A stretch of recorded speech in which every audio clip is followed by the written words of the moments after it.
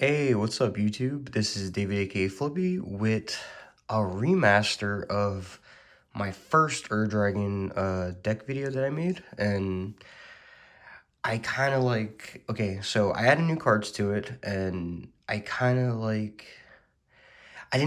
I explained a lot of the cards, but I feel like I could do a better job, so I wanted to remake the video and show you guys my Dragon deck again, but I added some new rarities, I blended it out a little bit, and added some new cards, so let's see what you guys like. Alright, so first things first. The boy, the myth, the legend, the Dragon. He's our commander. He's a Wooburg and 4. Legendary Dragon avatar with Eminence, everyone's favorite ability. As long as their dragon's in command zone or on the battlefield, all my dragons cost 1 less, which is really good. And his second ability, when he's on the field, whenever one or more dragons you control attack, you draw that many cards, and you may put a permanent from your hand onto the battlefield. So, really good, like, if you're playing dragons, Dragon's, like, still, he's my favorite commander. I'm sure other people, like, there's plenty of other dragons you want to play, but if you're talking about, like, 5 color, I still say Dragon is the best. But yeah, he's the commander, of course. Then let's look at the artifacts first. So we run Soul Ring, of course. Everyone has the good old Soul Ring. Wish this was a mana crypt. Then we do Arcane Signet. 2 add 1 of any color of your commander's identity. So, you know, a little mana rock. Then we do Calling Orb of the Dragon Kind. Another mana rock, but it only adds red, but the red is not really what we care about. We care about it gains haste until end of turn. So any dragon you cast off of this, it gains haste. So can't beat that. And it's not like it only can be used for dragons. You could use that red for anything you want. Dragon's Horde. Draw. Okay, so first when it enters the battlefield, once you play it and you play a dragon, you get to put a gold counter on it, and then you can remove a gold counter and draw a card, and it adds 1 color, and it's basically mana rock too. Pretty good. Then we have the coupon cards. Urge's Incubator. Oh, well, yeah, they're both 3. Urge's Incubator.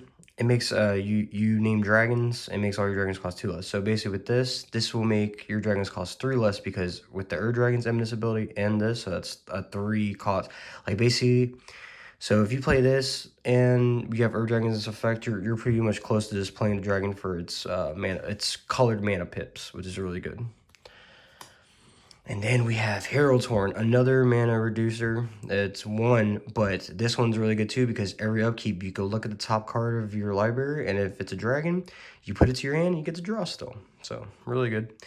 And so if you have this, Urza's Incubator, and Dragon, that's 4 off of all your dragons. It's crazy. And it works on this and Urza's Incubator works on Dragon, so your Dragon will be only Wooburg and 1. But yeah, really good card. Then we have the Gilded Lotus. This is going to come out once I get the Jewel Lotus. Like I said before, I want a Jewel Lotus so bad, but it's so expensive. And I'm not ready to splurge like that. Like, there's 2 cards left I need. I need a Jewel Lotus, and I need a Mana Crypt. And then I think this deck is like, I already think this deck is really powerful, but it's not, it could be more powerful if I had a Jewel Lotus and the Mana Crypt instead. But yeah, Gilded Lotus, it's not a Jewel Lotus, it costs 5, but add 3 of any 1 color, it's still really good. And, of course, the Great Henge. I mean, it's a 7. You basically get to play this for 2, because it costs less to wear the greatest, what is it? Yeah, power on creatures you control. You tap it, it'll add 2 green, and you'll gain 2 life.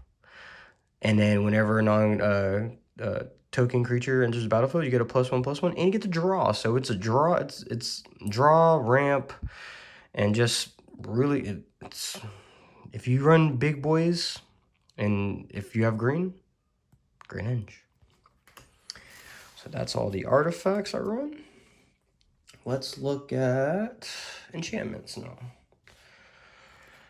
Alright, so first we'll look at the best enchantment in the deck.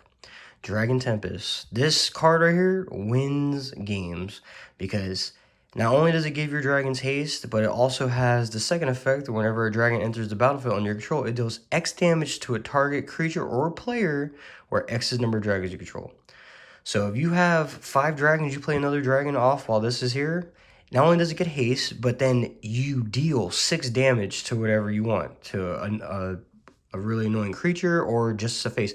I like to always deal damage to the face because I know once I get the board presence and I do have this or I have Scourge of Valkis, I'm just hitting people in the face because I know I'm trying to pop off pretty much. But yeah, this is the best card in the deck. And if you like, okay, so like I run this in like, if I have red and I have dragons, I play this card no matter what. Like this is like every one of my decks because like I already told you before, if you look at my decks, they're all very dragon heavy, and Dragon Tempest is really, really, really, really best card in this deck, pretty much. This and Scourge of Valkis and Gold Dragon, you basically kill the whole table, and I'll show you that later on. So yeah, that, then we run Rhythm of the Wild. Creature spells you control can be countered. And then whenever you play a non-token creature, it gets a riot. So that means you can either give it haste or you can give it a +1/+1. You're going to give it haste because we want dragons, you want haste because like a lot of them have attack triggers or damage triggers and you want to get those off right away. So like we always end up giving our dragons haste. But then if like there is someone slowing us down on the board or something, it's not bad to get a +1/+1 counter, which is fine. All right. Rhythm of the Wild. Then we have Tamir Ascendancy. Remember I told you guys, haste. We love haste. And it's Tamir, and creatures you control have haste, which is great. And then whenever a creature with power 4 greater enters the battlefield, under your control, you may draw a card. So you're getting your draw, you're getting haste. What else can you want? But yeah, Tamir Ascendancy is really good. Then the obligatory Rhystic Study. Like I tell everyone, Rhystic Study, annoying card. I don't like it, but it's fun to play it. Not fun when someone plays it against you. Because you want to pay the 1. Like, if you don't pay the 1, like me, I'm going to pay the 1 because I don't want no one having more card advantage than me. So yeah, but yeah, it's good. It's one of the best draw spells in Commander, and it will always be one of the best draw spells in Commander. It's a little slow, but hey man, slowing your opponents down, making them pay 1, and slowing, like, and you just gaining off of them. Like, okay, if they pay, you're slowing them down because they're not going to be able to play the spells in their hand because mostly, like, they need all the mana. 2, if they don't pay, you're getting card advantage. So, where's the win? Rhystic Study, really good card. Oh, another card people don't like. Smothering Tithe. Now, this is just like Rhystic Study, but a little bit more crazy because it's whenever opponent draws a card, if they don't pay 2, you make a treasure token. And in this deck, if you make 5 treasure tokens and plus your mana and your ramp and everything else, you're playing all the dragons you want. And this card gets out of hand. People have to get rid of this card really quick because usually they don't want to. Like I said, no one wants to pay extra mana to stop someone from doing something else. This is like a counter spell or something. But yeah, Smothering Tithe, really good. Then for our last enchantment, we run Kindred Discovery. It's expensive. It's 5. It's 3 and 2 blue. And as it enters the battlefield, you choose a creature, and we're gonna choose dragons. Whenever a creature you control of the chosen type enters the battlefield or attacks, you draw a card. So you get draws off attacks, and you get draws off of ETBs, which is really good. But yeah, that's the last enchantment. That was all the enchantments in the deck.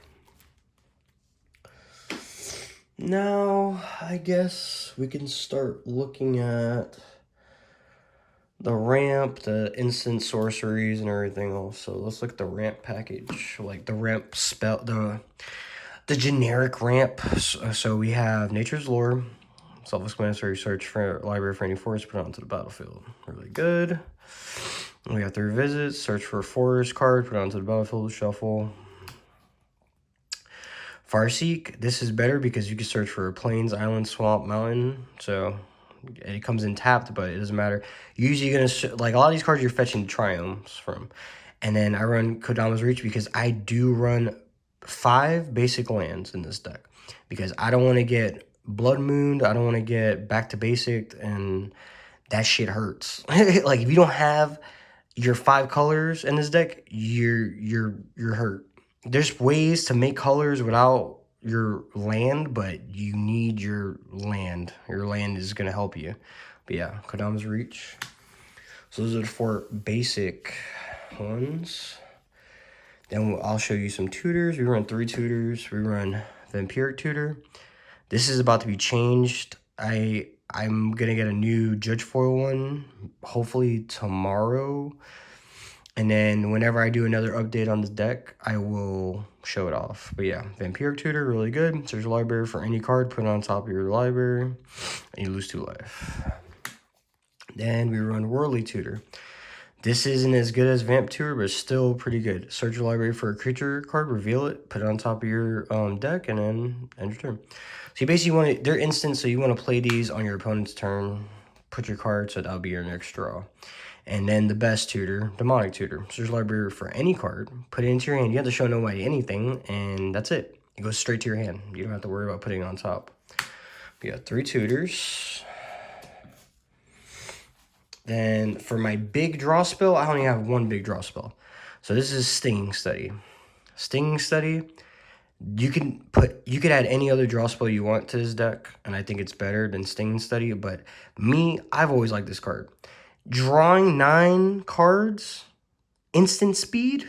Hey man, you can't beat that. 5, I don't care about the 5 because it's instant. I can play on your opponent's turn.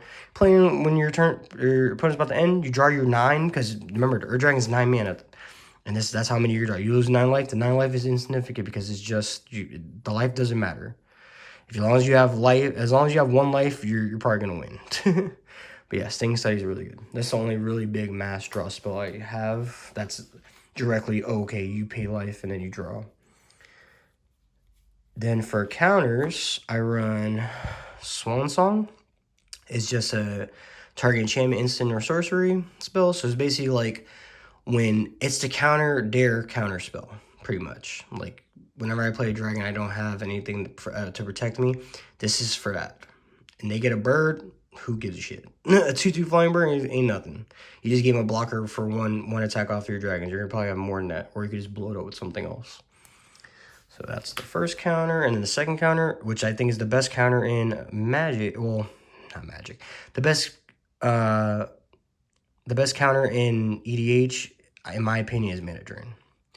Because not only do you counter a spell, which is any spell you want, but then your next phase you add is colorless mana, because if it was color mana, holy shit, this card would be banned.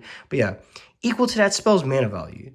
So say if you target like a Farewell or something that costs like 5 mana, you're getting 5 extra mana in your mana pool at the beginning of your main phase. So that's pretty good. Yeah, really good counter spell. So I run 2 normal counter spells. Then for protection, I run 2 really good protection cards. So my first good protection card is Teferi's Protection. This card's really good because you phase out. Like, you're not there anymore. Like, sure, your library can still be messed with and your graveyard can still be messed with, but your life can't be messed with. And everything on all the permanents that you do control, they're out. So you don't have to worry about none of your stuff. People get really pissed off when they're about to board wipe or something. You're like, I cast Teferi's Protection. So, and I say no to that. But yeah, Teferi's Protection, run white. Really, really good card. It's a little expensive, but still really good. If you could afford it, I would definitely recommend you get it. That's one of the protections we have. And then, this is my own take in it. Deflecting Swat. Now, I hear it. People, why do you run Deflecting Swat? When you play the Ur Dragon, if you do hardcast Ur Dragon, which I actually do a lot in this deck, surprising. You'll see. Like, I'll try to show you. Like, I'll do a Goldfish hand after, like, we'll do 10 turns. And I bet you after, like, you'll get Ur Dragon before turn 10. But yeah, we don't care if we have to pay the mana to protect. Like, it's nice when you have the Ur-Dragon out, because you have the Ur-Dragon out, he's a target. When he gets targeted, you just play this out your hand for free, and you choose new targets for the spell or ability. So it's not just for the spell, it's actually for, say it's you got planeswalkers with like removal and stuff like that. It works for that too. But yeah, really, really, really, really, really good card. Put you back, and yeah, that's my own little flavor. I like deflecting swat. Then let's go to board wipes. So for the only real board wipe, that's what I'm gonna say with, like this. So Crux of Fate, choose one. Destroy all dragons, creatures, or destroy all non-dragons. We're choosing destroy all non-dragons, and this shit gets annoying because people, they always want to get a board wipe. When you say, oh yeah, I got the board wipe, this is great, I'm gonna get rid of his board. All right, well, I got the board wipe too, and it's a one-sided board wipe for me because I play dragons. So yeah, Crux of Fate, really good board wipe. And then the other board wipe, which technically I know it isn't a board wipe, but to me it's a board wipe. Because returning all, when you overload it, returning all permanents to their hand, you win. That's it. If you have an established board, you win. It's over. There's no ifs and buts. When this comes out and they don't have a way to stop this, yeah, you basically win the game. So it's a board wipe to me. Then spot, we'll say these cards are all the spot removal, and then I'll show you this one. Let me show you this card first. This is a new card I added. So Invasion of Takar. If you guys watch a lot of dragon videos, or what should I say, Ur-Dragon videos, there's a guy that I'm subscribed to. His name is iDraken. He plays this card, and I saw that, and I was like, man, dude, that seems like a really good card. So Invasion of Takar, it's a battle, and whenever it enters the battlefield, I reveal any number of dragons in my hand, right? And then that deals X damage +2 to any target where X is the number of dragons are revealed. All right, so you can reveal nothing, or say if you have 2 dragons in your hand, you reveal 2. So that person is going to deal, what is it? Oh yeah, so they're going to deal 6. Yeah, so is it 1? Yeah, so they're going to be dealt 6 damage, pretty much, which is really good. And so we're playing big dragons. So we'll say just for flavor, say that we have the Ur-Dragon out and we played this already, and Ur-Dragon doesn't have Swimming Sickness. We just knock this out one shot. We'll get the Ur-Dragon's trigger, and then when we knock this battle out, it transforms into Defiant Thundermaw. This guy is disgusting. So flying trample. Whenever a dragon you control attacks, it deals 2 damage to any target. So if you have a whole thing of dragons and you're attacking, you're dealing shit. So say you attack with 3 dragons, you're dealing 6 damage. Boom. Like that. That's crazy, man. Like dude, this is such a good card. So, like, I feel like this card's gonna be slept on. But like I said, iDragon, I saw him play, and I'm like, man, this is basically removal and a dragon. So you get to have some more removal, and you get to have an extra dragon. Then for the normal removal cards, we run the Mortify, Destroy a creature or enchantment. This is good for enchantment hate because we don't have a lot of enchantment here, but it's good to have it. Then we have Anguish of Making. These are the best ones. When you exile a permanent, that's what you want. 3 life, who cares? You lose 3 life. Instant exile on your target, you like that. Swords of Plowshare. People always say it's overrated because everyone runs Swords of Plowshare, but you kind of have to because it's really good removal, and if you play white, play it. And then my favorite, Assassin's Trophy. They get the basic land, but you get to destroy their permanent non-land. Oh wait. Oh no, it can't. You can even destroy a land if you want to. That's why they get a land. So it makes sense. But yeah, you're just destroying like a permanent that's annoying or messing with your stuff. So that's all of the instant sorceries. Got those done. Alright, let's look at... We'll look at the mana dorks and cost reducers, and we'll look at the planeswalkers. Alright, so for the first planeswalker, so I run 2 planeswalkers. Really, you could take these guys out. You don't have to run the planeswalkers, but me, I love Sarkhan. Sarkhan's the Dragon Master, so I like... This is the only planeswalker I used to run, but then I realized the best kinds of planeswalkers are the planeswalkers that are cheap. So he's 1 and 2. That ain't shit. Like, and then I can, okay, so you can basically, okay, so you +1 them, you get to draw a card and then discard a card, which is really nice. And then you add 2 mana of any combination, which is good. And then his ultimate, if you can pull that off, usually these things die before you can even think about an ultimate. If you ultimate, you create 4 5/5 dragon tokens with flying. And if you do this with Terror of the Peaks, that's 20 damage to someone's face or someone's board, which is really good. Or if you just have Dragon Tempest, every dragon comes out, you're dealing more damage. So I like Sarkhan Fireblood, really good card. And then Sarkhan Unbroken. He was the only planeswalker I used to run. So he is more expensive. He's Tamir in 2, so he's 5. Okay, so his +1 draw card, add 1 mana of any color, and so that's really good. So it helps you get mana and get a card. His -2, you create a 4/4 dragon token with flying, and then his ultimate, search your library for any number of dragon creature cards, put them onto the battlefield, then shuffle your library. Yeah, if you have Dragon Tempest, or if you have anything that gives him haste, you win. It's over. Like, bye-bye. But yeah. These are the 2 planeswalkers. Like I said, you could take these guys out. You could put another draw spell. You could put another removal spell if you want, another board wipe. But me, I like them because it's just the flavor. Okay, then let's look at the mana dorks and the cost reducers. So our first mana dork is Deathrite Shaman. I love this card. Everyone plays this card in EDH, and people always ask me, why are you playing this? Because it's very versatile. Not only is it a mana dork, which you exile a target land from any graveyard, add 1 to your mana pool. You pay the black, you exile a target instant and sorcery card from the graveyard. Opponent loses 2 life. You know, this guy helped me kill, like, one of my friends. Like, he was at 3. I shocked him. I shocked him with Dragon Tempest for 1 when I played a dragon. And then I had this. I paid the black, exile the sorcery, and then he lost 2. And you can also exile, you play a green, exile a creature. So it's graveyard hate too, and you gain 2 life. So, like, this guy's so versatile. For 1 mana, you can't beat him. I love Deathrite Shaman. Then we have the Birds of Paradise. I know. I wish it was a dragon. It's not a dragon, but it's a flying bird, so it works.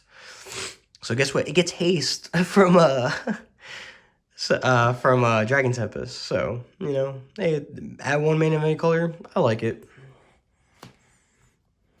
Then we have the extortionist himself, Dockside Extortionist, you know. Hey, man, he's not a dragon, but extorting people for their enchantments and their artifacts usually is really good. And making treasure, we have like a little treasure sub theme in this deck a little bit. There's a lot of cards that make us treasure, and we don't mind getting extra treasures. So for 2 mana, potentially making 5 treasures, that's a win in my book. Then we have Ravaz of the Claw. He's definitely a mana dork. I wish he was a dragon, but he's not a dragon. He has Menace. You add 2 of any combination of colors, only to cast dragons, of course. And then once during each of your turns, you may cast a dragon spell from your graveyard. So this man has recursion. And the downside, you have to exile that dragon, but it doesn't matter because it was already dead the first time. So you get another dragon, you can't beat that. And then a new card added, Sarkhan Soul Flame. He's 1 in blue and red, so he's 3. Legendary Human Shaman. All my dragon spells cost 1 less. I took out Dragon Speaker Dragon Speaker Shaman for this guy because he does basically what Dragon Speaker Shaman does, but his second ability is what we like. Whenever a dragon enters the battlefield under your control, you may You may have Sarkhan Soul Flame become a copy of it until end of turn, except its name is Sarkhan Soul Flame is legendary in addition to its other types. So basically, because he keeps his name, you get over the legendary rule. And you make him a copy of something else, and it's broken. It's like, this guy's really, really good. I love this guy. All right, and now for the part we've all been waiting for. The dragons. The dragons. All right, let's go. I stacked them from the smallest to the biggest. All right, so Scare Nurturer. Remember, he should be with the mana dorks, but he's a dragon. So he costs 1, not 2. And you add a green, and if you cast a dragon, you gain 2. I like this card. I don't know what it is, but I always like this card. This card's really cool. And it's a 1 mana dork because Eminence is forever. Yeah, got Scare Nurturer. Then another new card I added, Decadent Dragon. We like this is more pretty much card advantage. So Expensive Taste, the Adventure instant. Exile the top 2 cards of target opponent's library face down. You may look at and play those cards for as long as they remain exiled. That's really good. And then its dragon side is it has flying and trample. It's a 4/4, and whenever it attacks, you make a treasure token. We like the treasure, and this card is really good. I think I took out. I'm trying to think of what dragon I took out for this. I took a Ganax for this guy. I think he's better because he makes the treasure from attacking, and Ganax would make the treasure when a dragon on ETB, but I think this is better. And you get the Expensive Taste adventure too. So love it. Then we have Dragonborn Champion. The other, like him and Decadent Dragon are only like the weird 3 because they become 3 costs because of Ur Dragon. Yeah, this guy, he's trample, and whenever a source deals 5 or more damage to a player, draw a card. So it's not, remember, it's not only just from attacking. A source that is you control deals 5 or more, you're drawing cards. So basically, the more dragons you got, the more big boys you got, the more cards you're drawing. So, really good card. Oh, Terror of the Peaks. It's crazy that this card came out like in M21. And it's still stupid expensive. Like, I cannot believe that. But yeah, I mean, it makes sense. He's a good, really good dragon. So spells your opponent's cast that target Terror of the Peaks. It basically has ward, but instead of paying mana, they have to pay 3 life to cast. Oh, well, to target it. And whenever, this is the best part about Terror of the Peaks. Whenever a creature enters the battlefield under your control, Terror of the Peaks deals damage equal to that creature's power to any target. Usually going for, like I said, you're going for face. We love going for the face with this shit. But yeah, Terror of the Peaks, super expensive, really good dragon. All right. And like I said, another card that's really important for combos. This guy can win you the game by himself. If you have the right combination of cards, this guy can win you the game. So Scourge of Valkis is basically...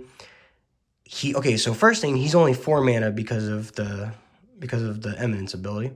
Then he's a Dragon Tempest on feet. So when you play him, he'll deal damage equal to how many dragons are on the field. And every time a dragon enters the battlefield, you deal that much damage. So, and he has your Fire Breathing. The Fire Breathing, who gives a shit about that? But when he comes out and you play another dragon, boom, you deal 2. You play another dragon, you deal 3. You play another dragon, you deal 4. If you get what I'm saying. That shit adds up and it destroys people. So this card, very important. And he is one of the best cards in the deck. Then we play Skitrix, the Blight Dragon. He costs 4 too, and he has Infect. So basically, like, if you want to be cheeky, you could, there's another guy in here that has dragon, like, either Laughless. Any card that has Dragon's Breath, pump him up to 10, swing at someone who has more life, disinfect them and kill him. I've done that before, and this guy, like, no one likes when they see this guy come out. They're like, oh god, Skitrix, this guy's playing Infect. But he's a fun dragon.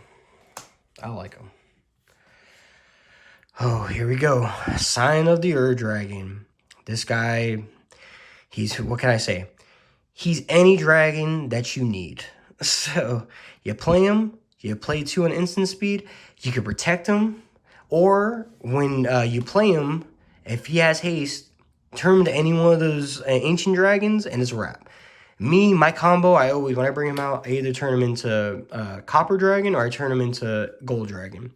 And like I said, when you, like, say if you do turn him into Gold Dragon and you have this on the board, so you're going to deal right there, boom, you're dealing 2. Then you turn him into gold, you swing, you roll your d20, say you roll 15. Now you're dealing damage each time a fucking dragon token comes into board. So now you're popping someone for damage, popping someone for damage. But yeah, Scion, really good card. And those Ancient Dragons made him even more better when they came out, like a while back. He, low-key, when I first bought this pre-con a long time ago, I took out Dragon. He was the commander, because I thought he was better, but Dragon's better. All right, then we have Nesting Dragon, another good combo piece. Like, I was playing a game and this guy won because Scourge of Alkis, like I said, and Dragon Tempest is so good. And when you play him, you make, like, I get to show you guys my janky tokens. You make a Dragon Egg. This is my Dragon Egg token, so it'll be a 0/2. And when it comes, okay, so it's a dragon, right? When it dies, it transforms into this. A 2/2 dragon, and you could pay red, and it gets +1/+0.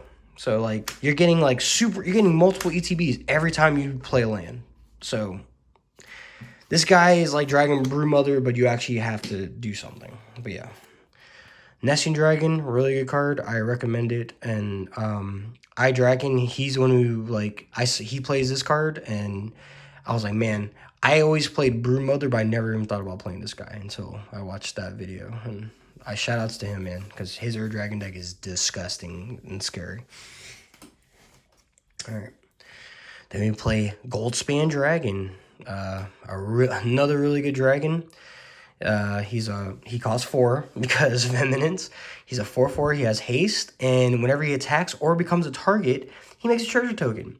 But the best part about him is that when he makes a treasure token, you could tap that treasure for 2 mana. And like I said, we have a little baby treasure theme going on here. So if we make multiple treasures, we have a shit ton of mana because this guy makes his tap for 2. So really good card. If you're playing, like, the way I play, I always put Goldspan because I love Goldspan. This is a really good card.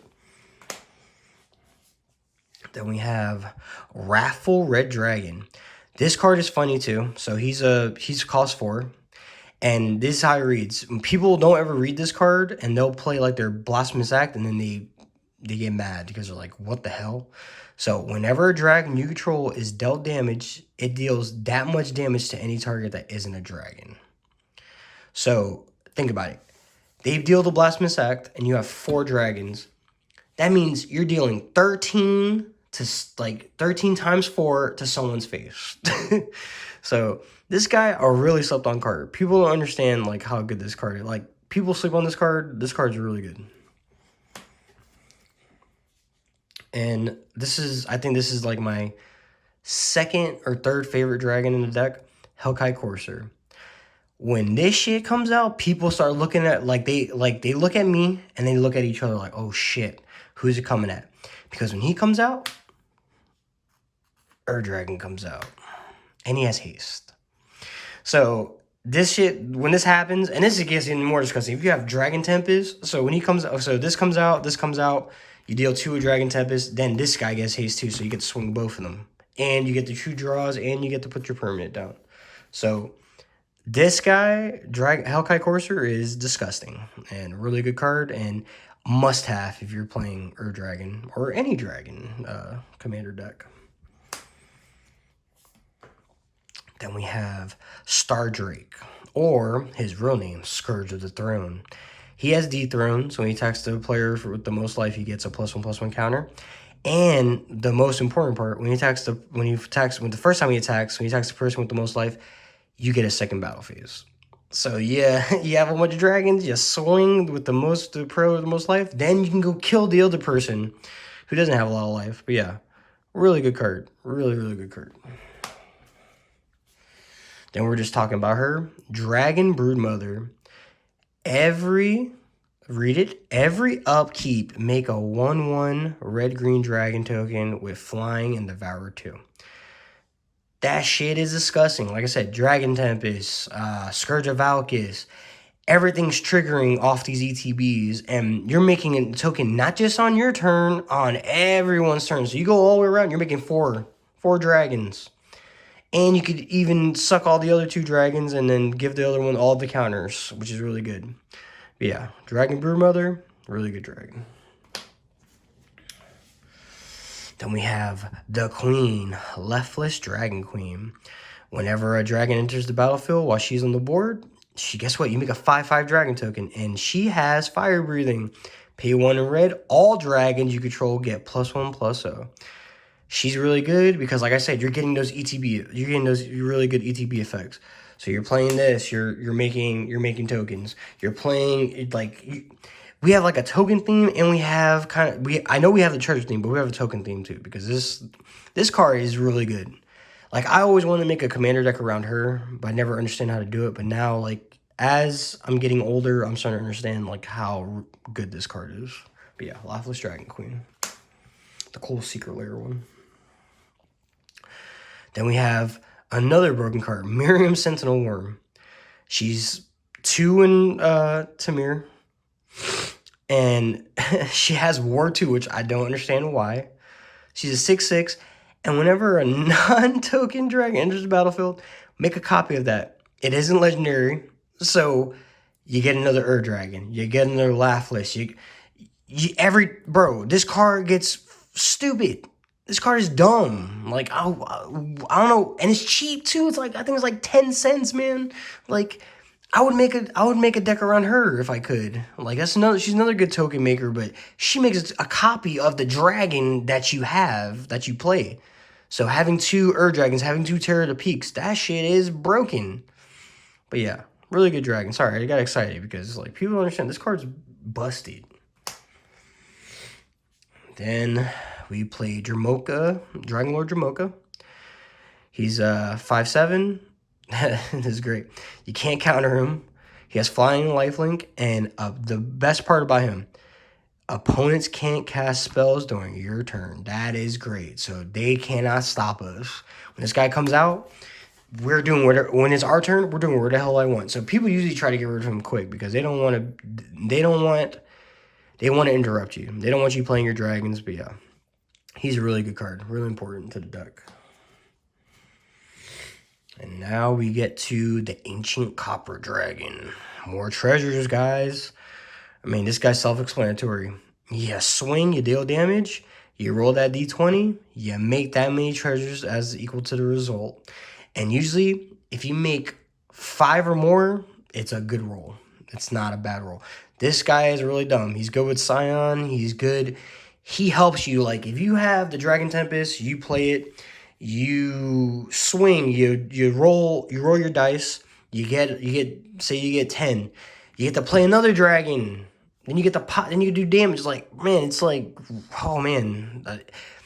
It sucks that this card's so expensive. Like, I wish this card was like, like all the other dragons are not expensive. The ancient dragons are not that expensive. But this guy is, I feel like he's never gonna go down because rolling a dice to make that many treasures, that shit is like busted too. Really good card. Then we have 2-headed Hellkite. 1 in Wooburg. Flying Menace Haste. Whenever he attacks, you draw 2 cards. Self-explanatory.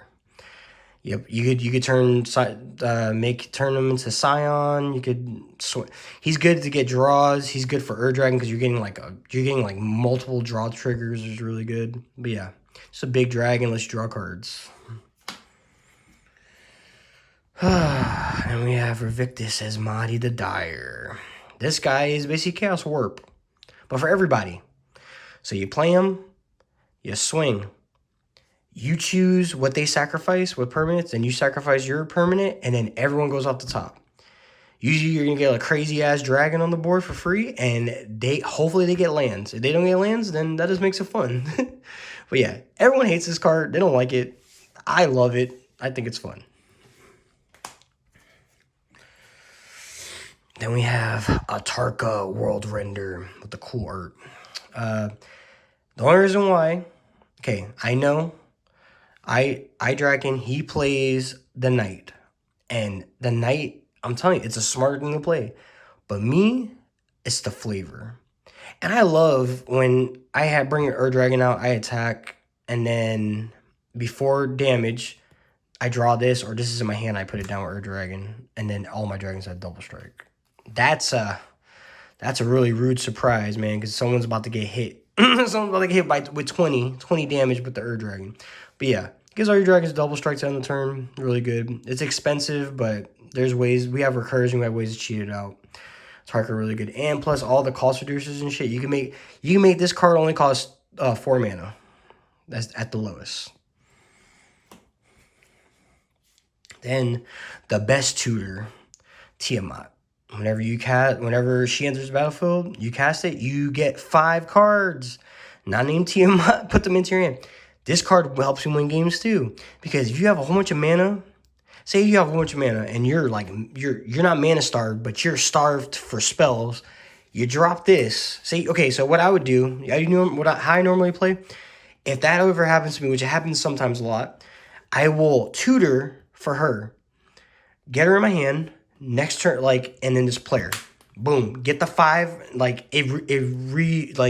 you get your combo pieces, you get what you need to win, and you refill your hand, and you're probably, if this happens, they let this happen, you're probably going to win, most likely. I've won a lot of times when I've had to search for this card just so I can, get the combo pieces to win.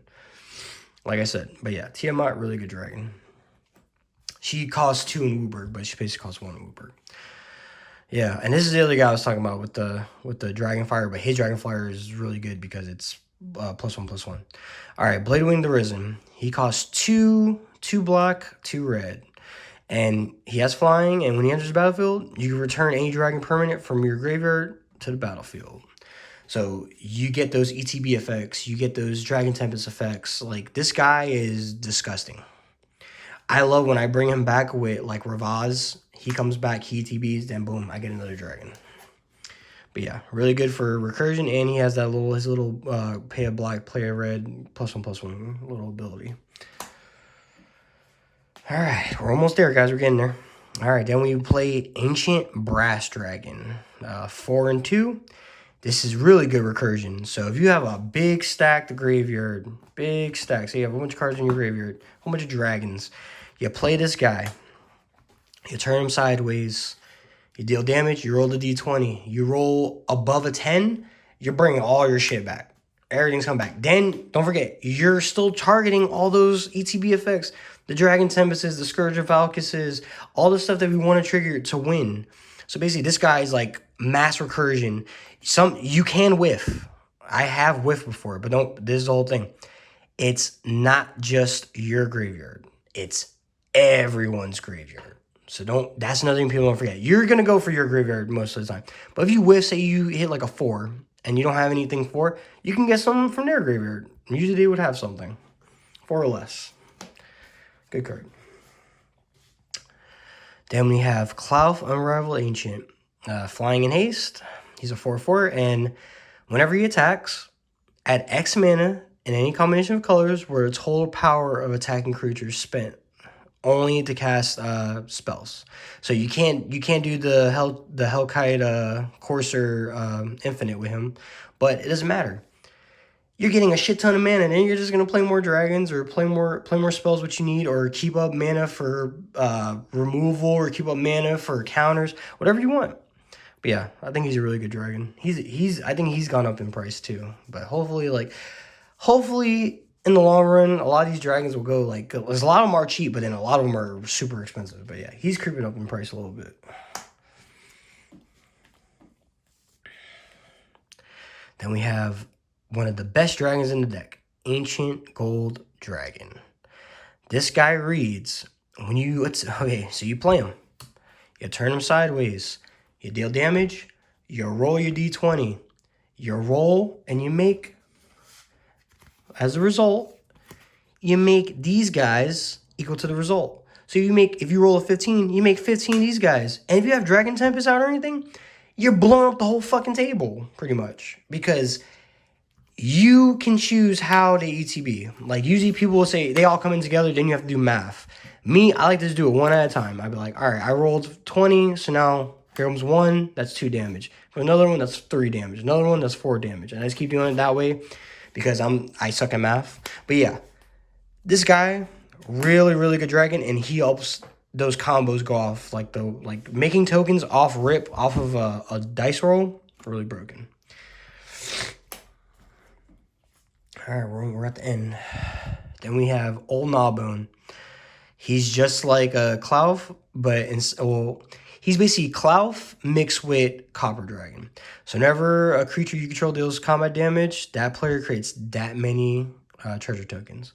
So if you have him and you have Gold Dragon, you deal 14, you make 14 treasure tokens, which is really broken. And like I said, treasure tokens are even worse because that mana is there. You could use it for counters. You could use it to cast anything. So you're having this guy out. Usually you're making a lot of treasure and people are going to want to remove it. But yeah, really, one of the old D&D dragons, and I think you still say he's like the best one. Then we have Bellfire Dragon in the cool full showcase art. Whenever it deals combat damage to a player, it deals that much damage to each creature that player controls. So basically, you play them, you deal 6, you deal 6 to their board, which is so basically like a mini board wipe. If you attack goblins or you attack elves, like if they have a lot of mana dorks, you're about to get rid of all their shit. But yeah, Bellfire Dragon, he's an old Innistrad dragon, still one of my favorites. Then the last dragon, Earthquake Dragon. You're basically playing for 1 green. Because if you have this, say you have these 2 guys out, he costs less equal to the mana value. So they're both of these guys are 7. So you're playing for nothing, playing for green. Not only that, he works with all those synergies, and guess what? He has recursion on himself. So return a land. All right, so sacrifice a land, return Earthquake Dragon from your graveyard to your hand. So you could always bring this guy back if you need a body on the board. Yeah, that's the dragons. That's the best part of the deck. And now to finally show you guys the land base, which lands aren't that exciting, but lands are important.